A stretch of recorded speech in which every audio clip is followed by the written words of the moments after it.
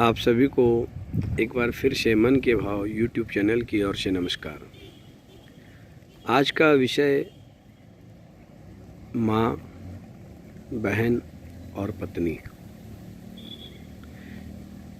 जब आपकी शादी होती है, पत्नी आपके घर में बहू बन के आती है, तब माँ की और बहन की बहुत सारी आकांक्षाएं बढ़ जाती है। माँ और बहन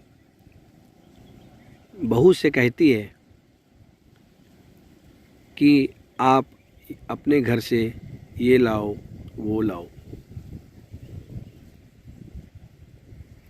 बहू एक हद तक लाती है और अपने पीहर की मान प्रतिष्ठा को देखते हुए हर कार्य करने की कोशिश भी करती है, लेकिन बहू ये सोचती है कि मेरे माँ बाप, मेरे भाई भाभी के द्वारा दिया गया सम्मान हमारी सास को, हमारी ननद को पसंद आए। लेकिन सास और ननद अपने आप को इतना आदर्श मानती है कि बहू से कहते कि बहू मायके जा रही हो तो ये लेके आना, बहू इस बार होली के उत्सव में ये लेके आना, बहू हमारे यहाँ इस उत्सव में ये चीज़ आई जाती है, ये मंगाई जाती है। अगर कोई शुभ सूचना देती है बहू पुत्र की या पुत्री की, तो पहले सासू ताना मारती है कि बहू हमें पुत्री नहीं पुत्र चाहिए, और उसके बाद कहती है कि हमें कुछ सोने की वस्तु भी चाहिए। ननद अलग ताना मारती है कि भाभी हमें ये भी चाहिए, हमें वो भी चाहिए। आप ही बताएं, क्या ये उचित है?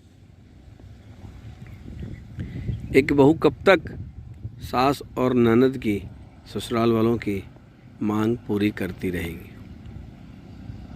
क्या ये करना बिल्कुल उचित है? नहीं, ऐसा कभी नहीं करना चाहिए। और मांगना तो मरने के समान होता है। क्यों मांगे?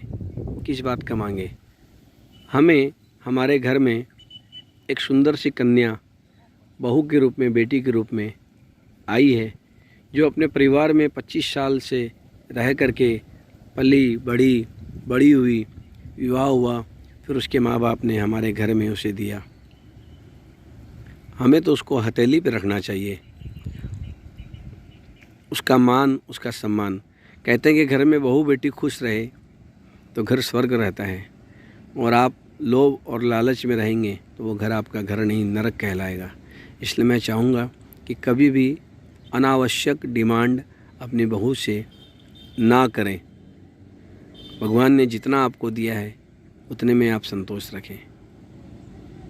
एक बार फिर से मनीष शर्मा की ओर से, मन के भाव यूट्यूब चैनल की ओर से आप सभी को नमस्कार।